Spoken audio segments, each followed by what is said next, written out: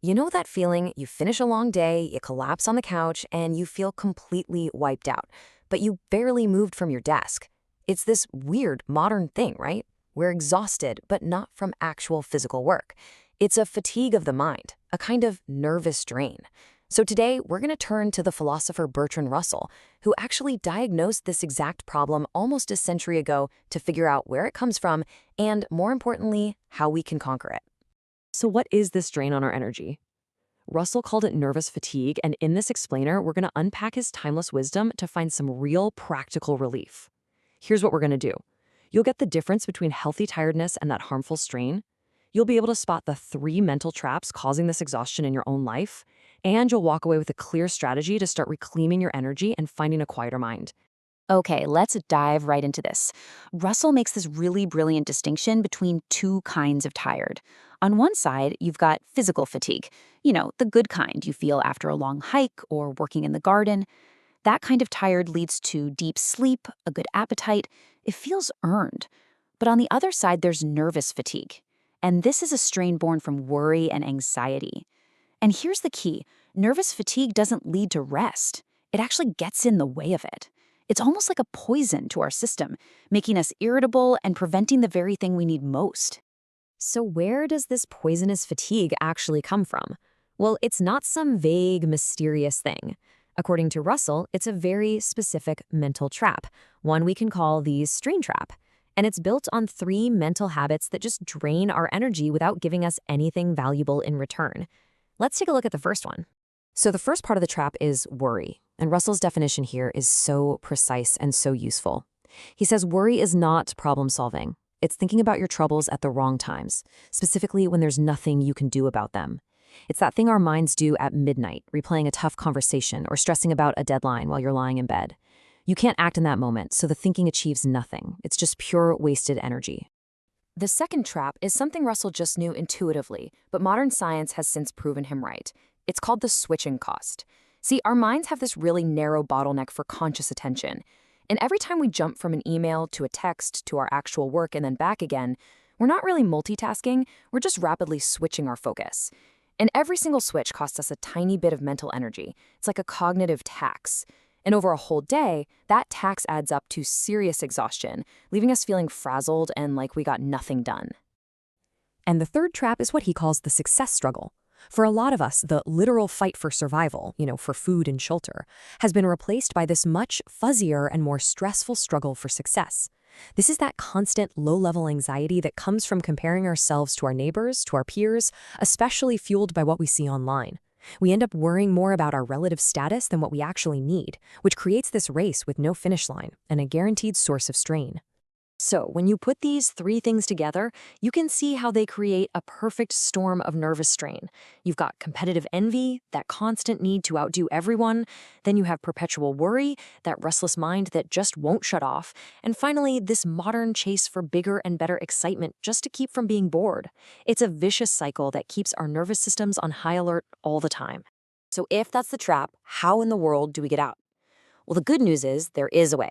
And it doesn't start with some new app or a complicated life hack. It starts with a simple but really profound shift in our mindset by adopting what you could call calm standards. Russell himself was terrified of public speaking, absolutely dreaded it. His breakthrough came when he taught himself to accept that, ultimately, it didn't really matter that much if he spoke well or badly. The universe was going to be fine either way. And what he found was a paradox. The less he was crippled by the fear of a bad outcome, the better he actually performed. The goal isn't to stop caring, it's to put in the effort without being strangled by fear. So here's the crucial point. We need to cultivate an orderly mind. Now, this isn't about being cold or robotic. It's about becoming a skilled manager of your own attention.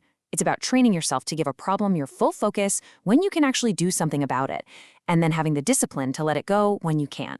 It's the total opposite of that pointless, around-the-clock worrying.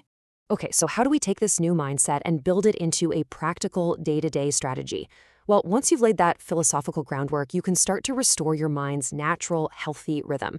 And it's a pretty simple 3-part approach. First, practice one task. This just means consciously choosing to focus on one thing at a time to avoid paying that mental switching tax. Like at work, maybe you close your email for an hour to just focus on a report. Second, Take one reset. We're not computers that can run at full speed all day. We're biological creatures and we function in rhythms. Maybe this means taking 10 minutes to decompress after work before you talk to your family, so you don't bring that stress into your home. And third, find one interest. Cultivate a hobby that has absolutely nothing to do with your job or your main responsibilities. This is how you build the habit of rest. Russell called it an impersonal interest, something like gardening, learning an instrument, or astronomy, because its value isn't tied to your ego or your career. It's just a quiet space for your mind. All right, let's bring this all home. I want to give you a single concrete exercise you can use the very next time you feel that familiar anxiety starting to creep in. The whole philosophy behind this practice is really simple. It's about gaining perspective. Our brains are naturally wired to catastrophize, to imagine the absolute worst. This little exercise is a direct counterattack, designed to shrink our anxieties just by facing them head on. So let's walk through it. We'll call it the fatigue reset. Step 1, face the fear. Don't push the worry away. Instead, deliberately and calmly think about the absolute worst-case scenario. Step 2, find perspective. Once you've stared that worst case in the face, give yourself sound, rational reasons why, even if it happened, it wouldn't be the end of the world. And step 3, feel the release. Russell says that when you've truly faced the worst with real conviction, you'll find the worry just fades, and it's often replaced by this strange, quiet kind of exhilaration, the freedom that comes from knowing you can handle whatever comes your way. So what does all of this lead to? Well, this isn't about chasing some frantic state of excitement or bliss. It's a path towards something much more stable and sustainable, something Russell calls a quiet joy. And this really gets to the core of Russell's message. Happiness isn't something that just falls into our laps. He actually calls it a conquest. It's an active, deliberate process of identifying and overcoming those mistaken habits of thought that cause us so much suffering and drain our energy. So I'll just leave you with this question to think about. What one impersonal interest, it could be popular astronomy, learning an instrument, or even just reading detective novels, can you cultivate this week to give your mind that quiet space it needs to truly rest and recover? So the big takeaway here is this, that draining modern fatigue doesn't come from effort. It comes from strain, from worry, distraction, and comparison. And we can conquer it. We can do it by adopting calm standards, restoring our natural rhythm, and practicing some mental discipline. If you found this helpful, next time we're tackling another huge cause of unhappiness, envy. You can find the full playlist for The Conquest of Happiness down in the description.